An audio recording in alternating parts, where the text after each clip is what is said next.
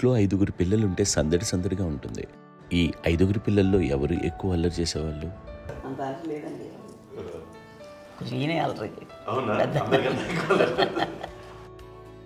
అమ్మ ఇక్కడ ఒకటి అల్లరికి, హుషారుకి, చలాకితనానికి, చిలిపితనానికి ఆ తేడా తెలుసుకుని చెప్పమ్మా.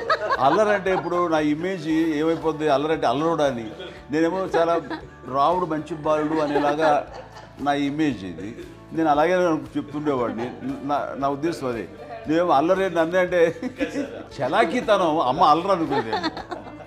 లేదండి, ఎక్కువ హుషారు కానీ చాలా బాగుండేవాడు అబ్బాయి.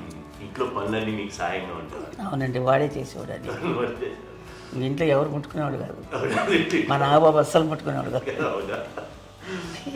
అన్నిటికీ నాకు ఆయన సహాయమే పాపం. నాన్న ఆయన ఉద్యోగం వెళ్ళిపోయారు. నేను పాక్కుంటూ అలాగా వెళుతూ వెళ్ళిపోయాను. నాకు తెలియదు. తర్వాత అమ్మ చెప్తుంటే లేదుగా మాత్రం కొన్ని కమ్మర కోలు ఉంది నాలుగు ఒక అది పెట్టి అది వెళ్ళి కూర్చోతా ఏడుస్తున్నాను రోడ్డు మీద.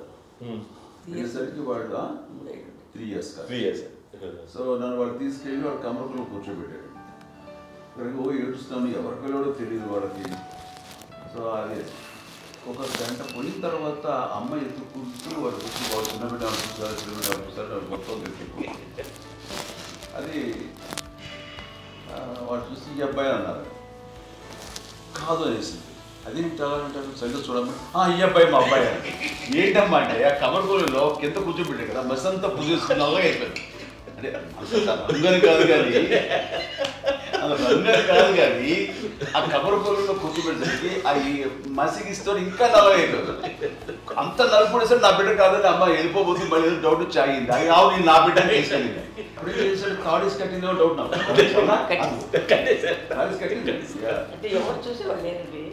అమ్మేమో అల్లరు అనుకునేదండి. నాకేమో చిన్ననాటి మహాభాగవతం కృష్ణుడి కార్యక్రమం అనుకుంటాను.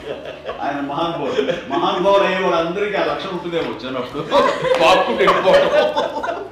కొన్నిదల కుటుంబ సభ్యులు మంచి రుచులను ఆస్వాదిస్తారని, మంచి భోజనాలని ఆనందిస్తారని అందరికీ తెలుసు. చిన్నప్పుడు వీరి ఆహారపు అలవాట్లు ఎలా ఉండేవి? ఇదేవి ఎగిరేవి ఇవి ఎవ్రీ డే 2 పూట్ల ఉండాలన్న.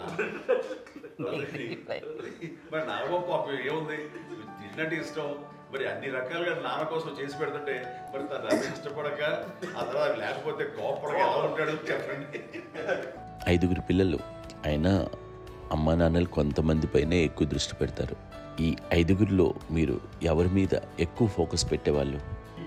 కళ్యాణ్ బాబు అండి. వాడంటే బాగా, అంటే వాడు ఏది తినేవాడు కాదు అసలు. ఏది ఆడికి ఏది తింటాడని. ఇప్పుడు వాడికి నచ్చకపోతే, ఇప్పుడు నేనైతే నచ్చకపోతే చాలా గోల్ చేసేవాడిని. అన్నయ్యకేమో చాలా అన్నయ్య ఏదైనా ఏది పెట్టినా తినేవాడు. అసలు అడ్జస్ట్మెంట్ మెంటాలిటీ. నాకేమో నచ్చకపోతే చాలా గొడవ పెట్టేవాడిని. తిండి ఇది ఒక అన్నం, ఇదొక కూరలు హే అని వెళ్ళిపోయేవాడిని. అమ్మకు అమ్మతో తిట్టి నాకు వెజిటేరియన్ ఎలర్జీ ఉండేది. అంటే చిరాకు అనమాట. కళ్యాణ్ బాబు ఏంటంటే తనకి ఇష్టమైన ఫుడ్ ఉంటే తింటాడు సైలెంట్గా, బాగలేకపోతే సైలెంట్గా వెళ్ళిపోతాడు. అమ్మకి ఇదేమేంటారండి వదిలేమో తన తింటాడు. అది నిశ్శబ్దంగా నిరసన ప్రకటించేవాడు. దాంతో వాడి గురించి చాలా ప్రొటెక్టివ్గా చూసుకునేది అమ్మ. పైగా చిన్నప్పటి నుంచి కొంచెం వాడు వీక్గా ఉండేవాడు, అంత బలమైన ఇది కాదు. దాని తర్వాత కొంచెం అందుకని అమ్మ వాడిని స్పెషల్గా చూసుకునేది. వాడు స్పెషల్ కిడ్ అయ్యాడు ఇంట్లో. మీ అమ్మగారు మీ అక్క చెల్లెళ్ళకి ఇచ్చిన సలహా ఏంటి?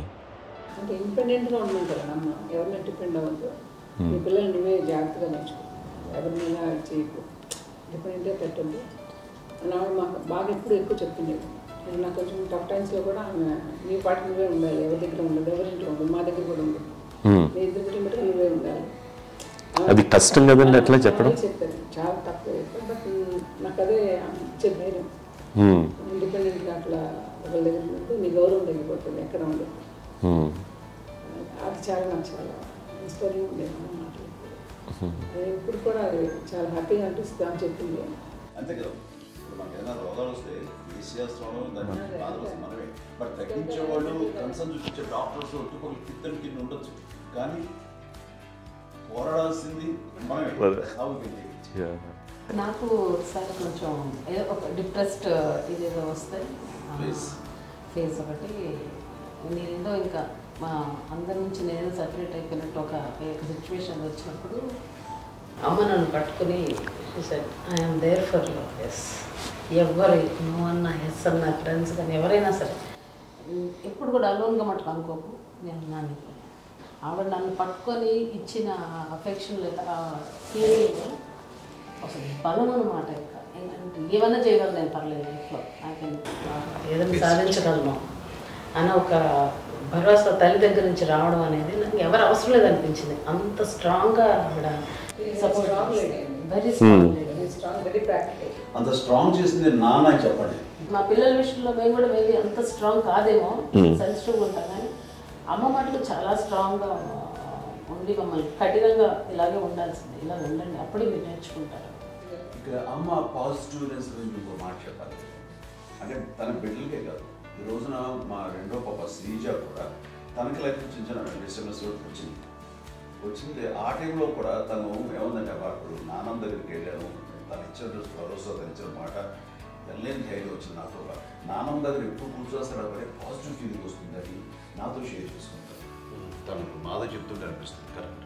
అమ్మ ఏం పర్లేదమ్మా, లైఫ్ అంటే ఒకరితోనే అయిపోదు, ఆ ఒక్కరి వల్ల వాళ్ళ ఇన్ఫ్లుయెన్స్ తోటో వాళ్ళు మన మీద నియంత్రించడం కానీ మన బాధల్ని వాళ్ళు చేయడం అవుతాం.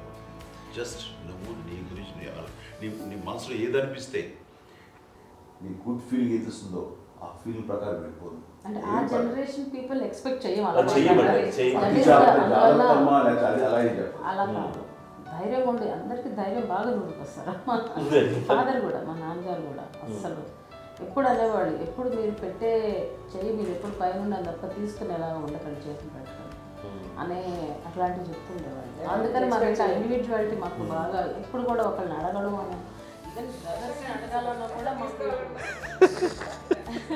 అది పడిపోయింది మైండ్లో, కొంచెం కష్టంగా ఉంటుంది. సో నాకు అంటే ఆవిడ మా అమ్మ ఏదన్నా కొంచెం డిప్రెస్ అయినా నేను చాలా ఎక్కువ అమ్మకి షేర్ చేసుకుంటే అన్నయ్య కూడా లేడు. అన్నయ్య ఉన్నప్పుడు ఓకే, లేనప్పుడు నేనే ఎక్కువ షేర్ చేసుకున్నాను. బట్ ద బెస్ట్ థింగ్ మా అమ్మ దగ్గర నుంచి హగ్ అండి. ఈరోజు కూడా మా అమ్మని హగ్ చేసుకోకపోతే అంటే అది నాకు మా అందరిలోనూ, అంటే ఆవిడ పెద్ద చదువుకున్న వ్యక్తి కాదు, పెద్దగా బయటికి వెళ్ళి ఎక్స్పోజర్ కాదు, కానీ ఇవాళ అన్నయ్య కానీ విజయ, మాధవి, నేను, కళ్యాణ్ బాబు ఈ రోజుకి టుగెదర్గానే ఉంటాం. మేబీ మాకు కొన్ని విషయాల్లో నాకు మా మాధవ్కి డిఫరెన్స్ ఆఫ్ ఒపీనియన్స్ ఉండొచ్చు, మా చెల్లికి మా అన్నయ్యకి అట్లా ఉండొచ్చు, ఉంటుందండి ఫ్యామిలీ అన్న తర్వాత. కానీ ద ఇన్విజిబుల్ బాండేజ్ మా అమ్మ ఇచ్చింది, ఆ లవ్ అండ్ ఎఫెక్షన్, హగ్, అవన్నీ ఆవిడ నాన్ వెర్బల్ అడ్వైజ్ ఏంటంటే అందరూ అలా కలిసి ఉండాలనేది ఆవిడ నుంచి మేము నేర్చుకున్నాం. అది ఇట్స్ ఇస్ నాట్ వర్డ్లీ, అది నోటి మాట కాదు, అది వెర్బల్గా కాదు, నాన్ వెర్బల్గా చెప్పినటువంటి ఇది. సో అందుకని అది మాకు గొప్ప, మేమందరం ఇప్పుడు అలా ఉండడానికి కారణం, అంత కలిసి ఉండడానికి కారణం, మెయిన్ కారణం మా అమ్మండి. అది సో అందరూ ఉండాలనేది మా అమ్మ అడ్వైస్. ఇప్పుడు కూడా నేను ఎప్పుడైనా ఏదైనా ఫీల్ అయినా, అన్నయ్య ఫీల్ అయినా, లేదు నాన్న అట్లా వదుకు, ఇట్లా ఉండండి, ఇట్లా ఉండి ఇప్పటికీ చెప్తుంది. మేము ఎవరైనా ఎప్పుడైనా మా చెల్లితో గొడవపడ్డా అనుకోండి, నేను అట్లా అనకరా అని, ఎట్లాగా అన్న ఏమో లేదులేమ్మా ఏదో అన్నాను కానీ ఫీల్ అవ్వకమ్మా, మేమందరం కలిసి ఆవిడని అసలు టెన్షన్ పెట్టమండి మేము. సో అలా అది ఆవిడ నేర్పించింది, అలా కలిసి ఉండటం అనేటువంటి బాండేజ్ని ఆవిడ తన ఒక హగ్తో చెప్పింది. అన్నయ్య సినిమా చూడండి, జాదూకి చెప్పాను కూడా, అది మా అమ్మ దగ్గరే ఉందండి. శంకర్దాదాలో చెప్తాడు చూడండి. ఇప్పుడు మోడ్రన్ వర్డ్స్లో చెప్పాలంటే మీ అందరికీ ఆవిడ ఒక వైఫై లాంటిది. Yes, you can say that. Yes. ఇంకొక అడ్వైజ్ కట్టండి, అమ్మ విషయంలో నేను గొప్పగా ఫీల్ అయ్యేది, కానీ చాలామంది పెద్దలు రిటైర్ అయిపోయి విశ్రాంతి తీసుకుంటున్నటువంటి పెద్దలందరూ కూడా ఆచరించే విధంగా ఒక విషయాన్ని నేను గమనించాను. ఇప్పుడంటే నా దగ్గర ఉంటుంది కాబట్టి ఉన్నాను. అమ్మ విడిగా ఇంకొక ఇంట్లో ఉండేది, 9 సంవత్సరాలు నాన్నగారు దూరం దగ్గర నుంచి ఉండేది. 5 సంవత్సరాలు ఒంటరిగా ఉండి నన్ను బిడ్డలందరూ ఎవరు మా నాన్న వెళ్ళిపోయారు, నేను ఒంటరి అయిపోయాను అన్న ఫీలింగ్ అమ్మకు ఎప్పుడు ఉండేది కాదు. తర్వాత బిడ్డలు వాళ్ళ టైం బట్టి వచ్చి చూసుకుంటూ సరిపోతుంది. అది వారమా, నెలక, 2 నెలక, అసలు ఒకసారి రాలేని పరిస్థితిలో ఉంటుంది. 5-6 నెలల పాటు ఇదే ఊళ్ళో ఉండి పక్క వీధుల్లో ఉండి ఎవరి పనులు వాళ్ళు బిజీగా ఉండి, ఎవరి షూటింగ్ వాళ్ళు బిజీగా ఉండి, ఎవరి ప్రొఫెషన్లో వాళ్ళు బిజీగా ఉండి, ఎవరి ప్రొఫెషన్లో వాళ్ళు బిజీగా ఉండి, తన సంసారం తను బిజీగా ఉంటాను. ఒకసారి అమ్మ ఏమీ ఫీల్ అయ్యేది, ఏంటమ్మా రావట్లేదు, అసలు పట్టించుకోవట్లేదు ఏంటి అంటే అంతేలేమ్మా అని ఇలాంటి నిరసన మాటలు కానీ, ఈసరింపు మాటలు కానీ, లేకపోతే న్యూనతాభావం కానీ ఇలాంటివి ఎప్పుడు అమ్మకు లేవండి. వచ్చారు అబ్బాయి ఏం చేసి పెట్టడా చెప్పండి అంటూ చాలా పాజిటివ్ ఉండి ఇప్పటికీ కూడా తను సపరేట్ కిచెన్ మా ఇంట్లో ఎంతో ఉంటుంది. వేరే కిచెన్ ఎందుకంటే అమ్మకి మోస్ట్ స్ట్రెస్ బస్టర్ వచ్చేసినా లేకపోతే ఏదో రిలీఫ్ ఏంటంటే తన కిచెన్లో కూర్చొని వండి అందరికి పెట్టాం. ఇప్పటికీ కళ్యాణ్ బాబు అక్కడక్కడ తిరిగేసి ఎక్కడో చేసి నిరసన చేసి అన్ని రకాలు చేసి వస్తే అమ్మకి చాలా జాలి. ఆడేదో ఇంక మేము గుడ్లా కష్టపడుతున్నాం కానీ ఆడి ఎంతలో వెళ్ళేదో మీ టీవీలో వాటిలో అది ఎక్కువగా చూపించేసరికి వాడే కష్టపడతారు, మేము కష్టపడలేదు ఫీల్ అమ్మకి అందులో వాటి రాగానే ఎలా వచ్చావా అని అమ్మ ఎక్కడ కళ్యాణ్ బాబు అంటే ముందు అమ్మను కానీ ఎక్కడ కళ్యాణ్ బాబు తను ఎక్కడ ఉంటాడో ఏదో ఉంటుంది తెలుసు. అది చూస్తారు ఎక్కడ తను వాడికి ఇష్టమైన బిర్యానీ అవి చేసి చక్కగా పంపించి అన్నీ చేస్తుంటారు. అట్లాగా బిడ్డలకి పెట్టడమే తప్ప బిడ్డల నుంచి ఈ వయసులో ఎక్స్పెక్ట్ చేయడం లేకపోగా కొంచెం పట్టించుకోవట్లేదు అనే ఒక న్యూనత భావంలోకి వెళ్ళిపోయి సైకలాజికల్ డిప్రెస్ అయ్యే మదర్ మాత్రం కాదు. ఆ రకంగా మాకందరికీ భరోసా. మేము కూడా పెద్ద అయినా బిడ్డలు వాళ్ళ ప్రవృత్తి ఉద్యోగరీత్యా వాళ్ళు వృత్తిరీత్యా వాళ్ళు దూరం అయిపోయి మనల్ని చాలా కమ్యూనికేషన్ గ్యాప్ వచ్చినా సరే బిడ్డలు నాకు దూరం అయిపోయి పట్టించుకోవట్లేదు. ఇలాగే చూసావా వెళ్ళి ఎంత ఇదిగా వదిలేయేవాళ్ళు గురించి ఇప్పుడు ఏమైపోయాను అని ఇంత కించెం బాధపడలేదు వాళ్ళకి అంటూ నెగిటివ్ సైడ్ ఆలోచించే విధానం లేనే లేదు. అది మా అందరికి ఎంత కంఫర్టబుల్ అంటే అంత ఎంత కాదు. చూసుకోకపోతే మాధవ్ చూసుకుని మాధవ్ లేకపోతే నాగబాబు వెళ్తుంటాడు కడియడం వల్ల మా విజయ్ చూసుకుంటున్నది సరే నాకు కళ్యాణ్ బాబు తను చూసుకుంటుంటాడు. ఇలా ఎవరో కూడా వెళ్తూ ఉంటాం. అమ్మ మాత్రం అది వెరీ గుడ్ హెల్దీ.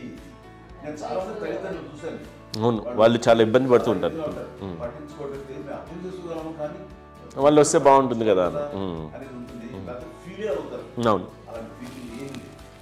పైగా బిడ్డలు వస్తే వాళ్ళు ఏం చేసి పెట్టాలా అనే ఆలోచన. అది వెరీ హెల్దీ. చాలా మంది ఆచరించాల్సిన ఒక విషయం. చిన్నప్పుడు అన్ని ఆనందాలేనా, మర్చిపోలేని దుఃఖాలు కూడా ఏవైనా ఉన్నాయా? అమ్మ చెప్పాలంటే ఓపికకి, గృహిణిగా తన బాధ్యతలు నిర్వర్తించడానికి అండ్ అన్ని రకాలుగా టేకింగ్ కేర్. దీనికి ఒక మంచి ఉదాహరణ నేను చెప్పగలను. అది తలుచుకున్నప్పుడు నాకు చాలా ఉద్యోగంగా ఉంటుంది, నాకు చాలా ఖండితలు వచ్చేస్తుంది. అమ్మకి మేము 5 బిడ్డలు అండ్ పురిట్లోనూ 1 year పెరుగో 2.5 years పెరుగో 3 బిడ్డలు చనిపోయారు. నాకు గుర్తెరిగి పొన్నూరులో నేను 6th class చదువుతున్నాను. 6వ తరగతి. అప్పుడు రమణ అనే ఒక అమ్మాయికి 3 years. రమణ అంటే మా ముగ్గురు మా ముగ్గురికి కంటే పెద్దది, మా కంటే పెద్దది, కళ్యాణ్ బాబు కంటే పెద్దది, మాకంటే మధ్యలో పిల్ల. తనకి అప్పట్లో మా నాన్నగారు ఉద్యోగరీత్యా క్యాంప్కి వెళ్ళిపోతుండేవారు. ఏమి ఉంటుంది నాన్న చెప్పాలంటే ఫుడ్లో కష్టపడేవారు. ఇంకా నాన్న చెప్పినట్టు కదా, నాగో చెప్పినట్టు. కానీ ఇంటి బాధ్యత, ఇంటి పనులు, రోగాలు వచ్చిన రుచులు వచ్చిన హాస్పిటల్కి తీసుకెళ్ళాలట ఏదైనా సరే అమ్మే పడేది. ఆ శ్రమ తీసుకున్న టైంలో అమ్మకి అసిస్టెంట్కి నేను సహాయపడుతుండేవాడు. అమ్మ చేతులు నాకు ఫ్రెండ్స్ ఆడుకోవడం అలా నిజంగా ఎప్పుడు నాకు గుర్తేది నాకు తెలియదు. ఫ్రెండ్స్తో తిరగడం అని ఫ్రెండ్స్ అమ్మ పట్ల ఉండేవాడు. అలాంటి నేను ఆ పిల్లకి బ్రెయిన్ ఫీవర్ వచ్చింది. ప్రభుత్వ ఆసుపత్రి పొన్నూరులో ఆ పిల్లని చేర్పించినప్పుడు 2-3 days అయిన తర్వాత ఒక బ్యాడ్ న్యూస్ వినాల్సి వచ్చింది. తెల్లారికి కాన్షియస్ పోయింది. ఏం చేయాలో తెలియదు. అమ్మ వయసు చిన్నదే. ఇద్దరు తీసుకుని ఆ బిడ్డని నేను ఒళ్ళో పెట్టుకుని శవాన్ని, డెడ్ బాడీని రిక్షాలో ఇంటికి వెళ్ళాలి. ఇప్పటికీ నాకు గుర్తు ఆ విజువల్స్. అని నాన్నకి తెలియదు ఏ విషయం. నాన్న ఎప్పుడు వస్తారో తెలియదు, ఎలా కమ్యూనికేట్ చేయాలో తెలియదు. అది తీసుకుని వెళ్ళిన తర్వాత ఇంట్లో పడుకోబెడుతుంటే ఏం చేయలేదు. చుట్టుపక్కల ముస్లిం సోదరులు ఉండేవాళ్ళు ఫ్యామిలీస్. అక్కడ అంటే మసీదు, పొన్నూరు మసీదు పక్కన మా ఇంట్లో అనుకుని ఆ ఇంట్లో అందరూ వచ్చి చూసేవాళ్ళు, వాళ్ళే హెల్ప్ చేసేవాళ్ళు. ఏం చేయాలో తెలియదు. ఆ నెక్స్ట్ రిచువల్స్ ఎలా చేయాలో, గర్భకాలం ఎలా చేయాలో తెలియదు. అందరూ చిన్నపిల్లలే. తను చిన్నది, మిగతాలందరూ పసివాళ్ళే. సో అలాంటి పరిస్థితుల్లో తమ్మి వచ్చినప్పుడు చుట్టుపక్కల వాళ్ళు మీరు వచ్చి చేయాల్సిన కార్యక్రమాలు చేశారు. ఆ సమయం నాకు ఎక్కడో కమ్యూనికేట్ చేసి డిపార్ట్మెంట్ ద్వారా నాన్న వచ్చేసరికి అన్నీ అయిపోయింది. ఇప్పటికీ నాకు ఎందుకంటే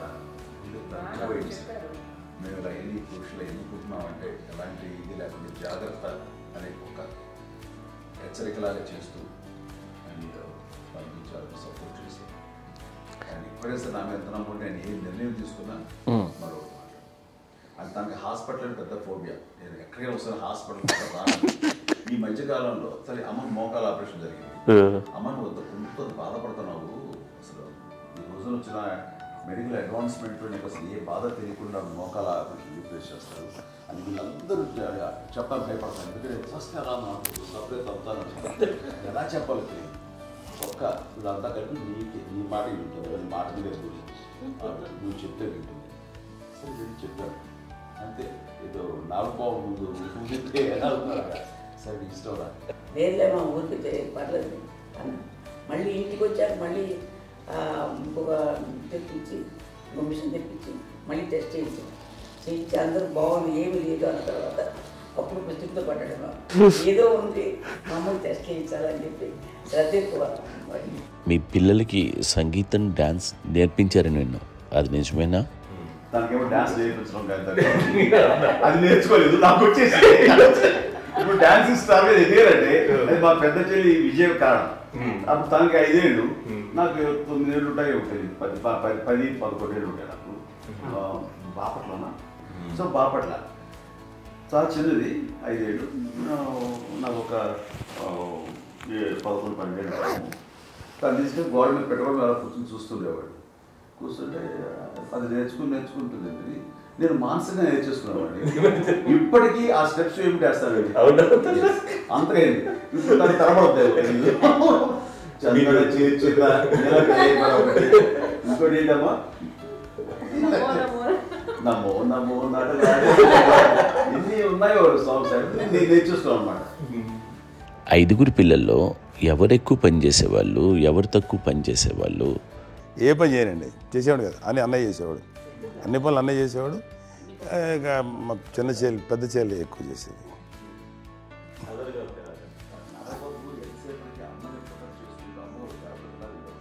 అదే అబద్ధం అండి, అది అన్నయ్య నన్ను గౌరవంగా మాట్లాడుతున్నాడు కానీ అన్నయ్య అవుట్ ఆఫ్ ప్రొటెక్షన్ మాట్లాడుతున్నాడు కానీ అవుట్ ఆఫ్ మాట్లాడుతున్నాడు కానీ అసలు ఎప్పుడు ఏ పని చేయలే. లేదు నిజే ప్రామిస్ అండి, ఏ పని చేసేవాడు కాదు.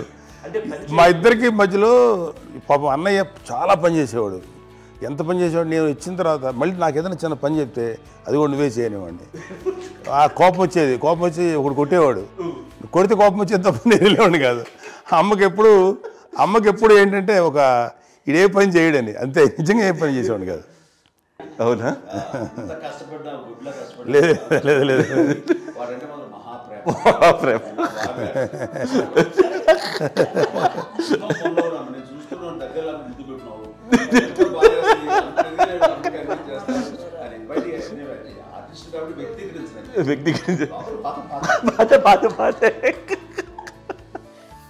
చిన్నది కాబట్టి చివరిది కాబట్టి తనంటే బుద్ధండి, నేను పెద్దోడు కాబట్టి నేను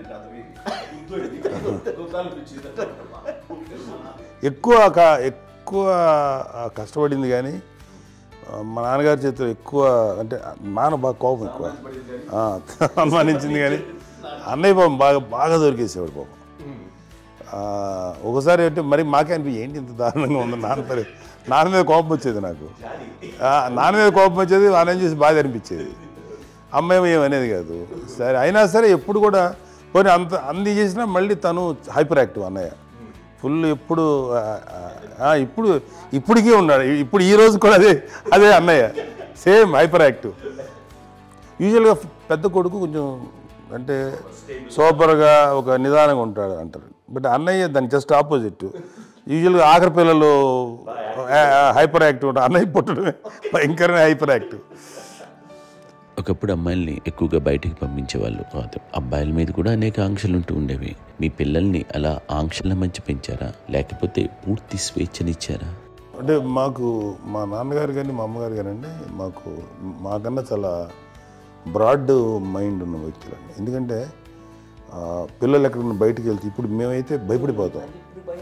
మా విజయ్ కానీ మా చిన్న చెల్లి అన్నయ్య నేను అందరం కూడా ఇవాళ ఉన్న పరిస్థితిలో వాళ్ళు ఎప్పుడు భయపడేవాళ్ళు కాదండి. ఎక్కడికి వెళ్తాను నీళ్ళని ఇచ్చేవాళ్ళు, లేట్ అయినా అసలు ఏమనేవాళ్ళు కాదు. లేకపోతే ఏదైనా మోటార్ బైక్లు వేసుకున్నాం, లేకపోతే కారులో ఎట్లా పడితే ఎట్లయినా సరే ఏమనేవాళ్ళు కాదు. వాళ్ళు తెలియకుండానే మాకు ఒక ఫ్రీడమ్ ఇచ్చారండి. సో దట్ అదే ఆ ఫ్రీడంలో భాగమే అన్నయ్య కానీ ఇండస్ట్రీకి వెళ్ళాలంటే కూడా ఒక వ్యక్తి ఒక కొడుకు ఒక గొప్ప కెరీర్ని పర్సూ చేసుకుంటూ వెళ్తున్నప్పుడు నాన్నగాని అమ్మగాని ఓపెన్ మైండ్ తోటి అసలు నువ్వు వెళ్ళి నాన్న ఎంతకాలం వెళ్తావచ్చు, నువ్వు ప్రయత్నించని చెప్పి అలా వదిలేశారండి. అన్నయ్య కూడా ఏంటంటే మోస్ట్ రెస్పాన్సిబుల్గా వెళ్ళి చాలా మేజర్ అమౌంట్ అన్నయ్యకి కూడా పెద్ద అమ్మకు వందలు ఇచ్చేది కాదు. కరెక్ట్గా ఆ ఇన్స్టిట్యూట్లో చదువుకునేటప్పుడు ఎంత ఇవ్వాలో కరెక్ట్గా ఇచ్చేది.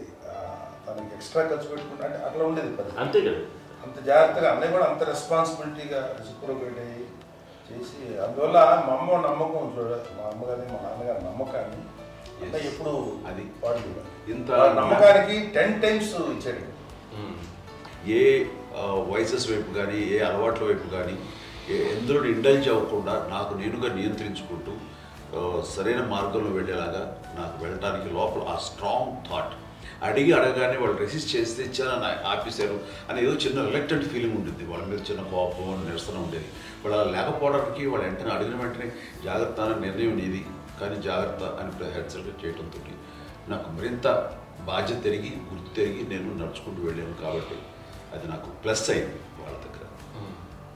అంటే మదర్ అంటే తల్లి అనే కాదు, మదర్ ఫిగర్ ఎవరిచ్చినా సరే అది నానైనా తల్లితో సమానం అనుకుంటాను. నాకు చెప్పినట్లుగా అట్లాగా అలిసిపోయి వచ్చిన నాకు కాళ్ళు నొక్కుతుంటే నాకు భయం వేసేసేది. ఆ తర్వాత పడుకో అది గలవాయించేవాడు. అది కూడా కోపం అంటే ఉదాహరణ అంటే మళ్ళీ అదే నాకు తిడతారు ఎందుకు కాదు పడుకుని ఎక్కడ నిద్ర వస్తుంది నాన్న అంటే. సో ఆ రకంగా నాన్న తన ప్రేమ చూపిస్తుంటాను. ఆ తర్వాత గోండా టైంలో కూడాను నేను ట్రైన్ కింద వెళ్తుంటే నాన్న అక్కడే ఉన్నారు రాజమండ్రి దగ్గర ప్రాంతంలో. ఆయన చాలా కోపం చేస్తుంది, ఇలాంటి చేస్తుంటావు నువ్వు ఏదైనా అయితే ఏంటి అది చెప్పి ఏం పర్లేదన్నా ఏమవుతుందో అన్ని రకాల సేఫ్టీ అన్ని రకాల జాగ్రత్త తీసుకున్నాం. ఈ రోజు ఉన్నంత సేఫ్టీ అప్పుడు లేదు. అయినా సరే రేపు పొద్దున నీ కొడుకులు ఇలాంటి పరిస్థితుల్లో నీకు తెలిసి వస్తారు అప్పుడు అనేవాడు. ఎన్నిసార్లు అనేవాడు నాకు నిజంగానే మగధీర టైంలో గుర్ర పెట్టుకుని ఆ రోడ్డు మీద పడిపోయాడు అని అన్నప్పుడు నాకు ఆ ఫస్ట్ టైం ఆ ఫీలింగ్ కలిగింది. అలాగే పీటర్ హెయిన్స్ అనేవాడు ఫస్ట్ మగధీరలో జంప్ చేస్తారు, మోటార్ బైక్ జంప్ చేసినప్పుడు ట్రైల్లో పీటర్ హెయిన్స్ అంత హైట్ నుంచి 20 feet 25 feet హైట్ నుంచి పడిపోయి మొత్తాన్ని బోన్స్ని ఇరగొట్టుకుని వాడు 7 నెలల పాటు వాడు ఇప్పుడు హాస్పిటలైజ్డ్. అది వీడైతే ఏమో తలుచుకుని భయం వేసేసేది. అప్పుడు నాన్న గుర్తుకు వచ్చేవాడు, ఓహో వాళ్ళ టెన్షన్ ఇంతే లేవు, మనకి మన కొడుకు వస్తే తెలియదు ఈ మాట నాన్న ఎప్పుడు అన్నారని అనిపిస్తుంది. Sweet memories. అత్త కోడళ్ళ మధ్య అనుబంధం ఎలా ఉంటుంది? సురేఖ్ గారితో మీకున్న అనుబంధం గురించి చెప్తారా? మాకండి కోడలు కాదండి, నాకు కూతురండి. అంత బాగుంటాం మేమిద్దరం కూడా.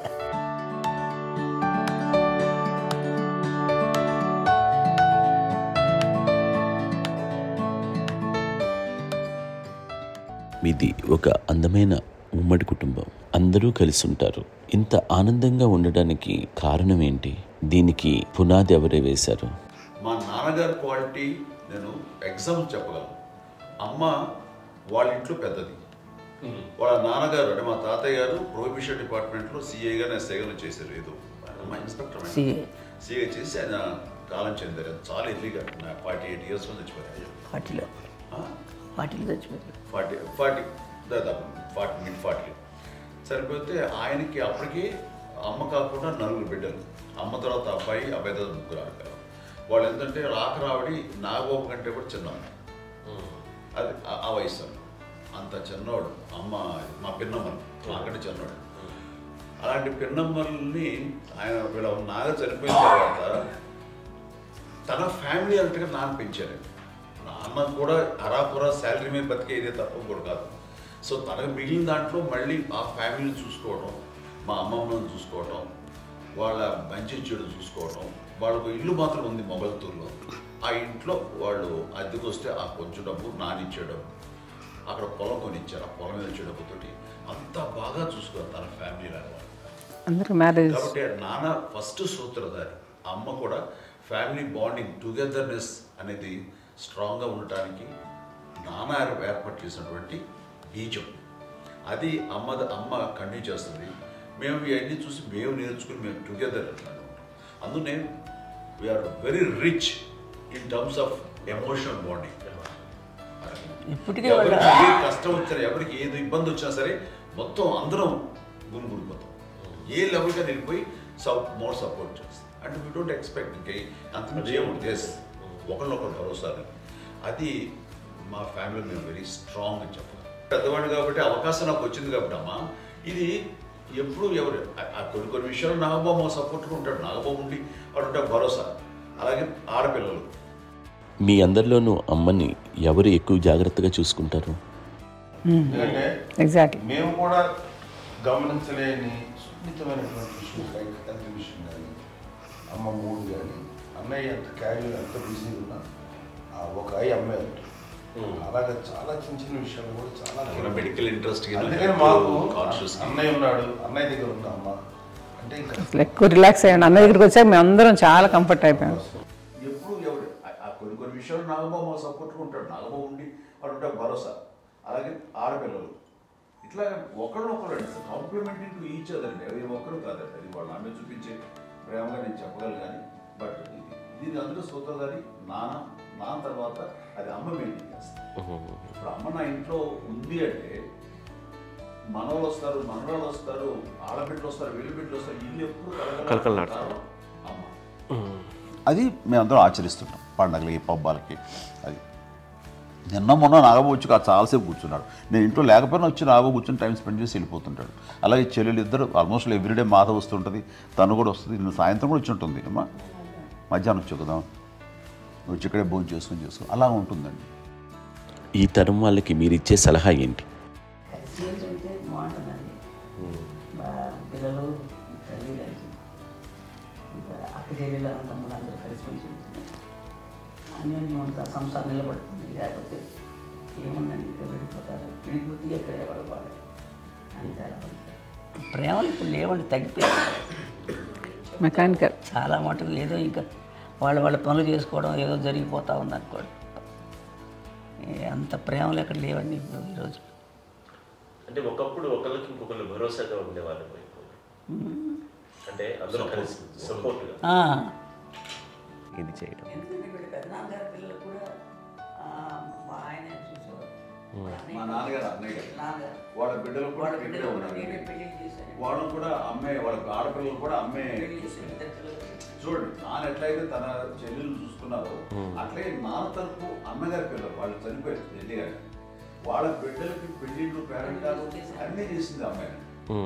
అమ్మ అలా చేసింది కాబట్టి అది మాకు మార్గదర్శకం ఉండి ఇప్పటికీ వాళ్ళు కొంచెం ఒక మాదిరి పరిస్థితి ఉంటే వాళ్ళకి ఇల్లు కూడా పెట్టడం కానీ వాళ్ళకి తగిన సహాయం అంటే కనుక ఎవ్రీ మంత్ మా పెదనాన్న గారి అమ్మాయి వాళ్ళు అప్పుడు 70 వాళ్ళకి ఎవ్రీ మంత్ మా ఇంటి నుంచి మొత్తం వెళ్ళిపోతాం 10,000-15,000 మొబైల్ మైస్తాను ఎన్నో సంవత్సరాలు వెళ్ళిపోతాను. బ్యాంక్ వచ్చేది ఫస్ట్ అదంతా కూడా మా పెద్దలు వచ్చింది. వాడు కూడా వచ్చి అమ్మని అంతా ప్రేమలో చూస్తారు, ఇష్టంగా చూస్తారు. అమ్మ ఇందాక చెప్పినట్లు ఇచ్చే మెసేజ్ ఏంటి అన్నది అమ్మ మాటలో చెప్పాలంటే బంధాలు, బాంధవ్యాలు అన్నది ఎనలేని ఆస్తిపాస్తులు.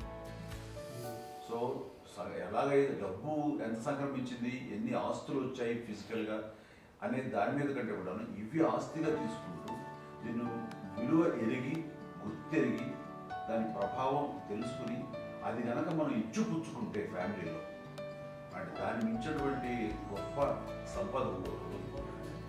కష్టాలు వచ్చినప్పుడు డబ్బు తీరుస్తుంది కాదండి, కష్టం వచ్చినప్పుడు ఒక భుజం తీరుస్తుంది, ఒక చేయూత తీరుస్తుంది.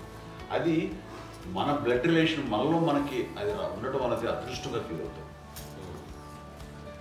అంటే ఒకసారి అమ్మ చూసి నాకు ఎందుకు అనిపిస్తుంది అంటే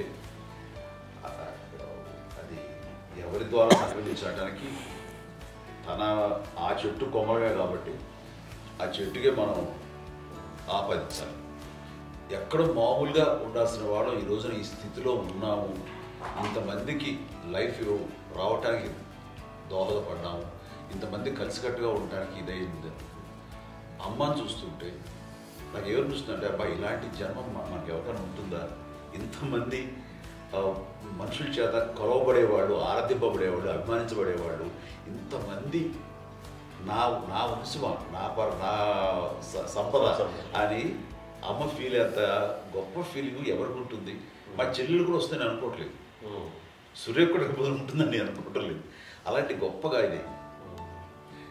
అండ్ ఆ రకంగా షీస్ వెరీ చాలా గొప్ప జన్మ. అమ్మకి చిన్న మానసికంగా చిన్న ఏదో ఒక డిప్రెషన్ ఏదో వచ్చింది. ఏదో నాన్న గుర్తుకొచ్చో, నాన్న లేరనో, అయితే వాళ్ళ అమ్మగారు కూడా అదే టైం చనిపోయారనో, తన దగ్గర ఉంటారు. ఏదో ఉన్నప్పుడు మేము అందరం సపోర్ట్గా ఉండి మా పొలం నా దగ్గర ఉందిగా అని చెప్పేసి అప్పట్లో అమ్మ వేరేగా ఉంది.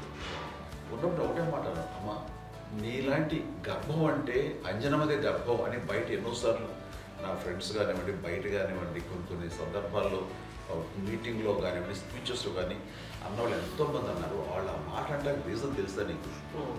కోటాను కోటల్లో ఎంతమంది తల్లులకు నీకు వచ్చిన అదృష్టం, నీకు లభించినటువంటి గౌరవం ఎవరు లభిస్తున్నాము. బిడ్డలు ఎంతోమంది చేత కొనియాడబడుతున్నారు, ఎంతోమందికి సహాయపడుతూ ఆ రకంగా వాళ్ళందరి యొక్క ఆశీస్సులు పొందుతున్నారు. కానీ ఎంతోమందికి నిరంతరం హెల్ప్ చేస్తూ వాళ్ళ ఇది చూసుకుంటున్నారు. అవి ఆ భగవంతుడు మీరు చేసిన పూజలో ఉన్న ఆ భగవంతుడు మన నెక్స్ట్ తరాలకు కూడా మనకి ఇలాంటిది వారసత్వంగా ఇస్తూ అదే రకంగా కొనసాగించేలాగా మాకు అదృష్టం ఇచ్చారు. ఇంతమంది ఎవరు నీ నుంచి వచ్చిన వాళ్ళే నీకు నీ ఎంత గొప్ప గర్భం, ఎంత గొప్ప జన్మ నీది.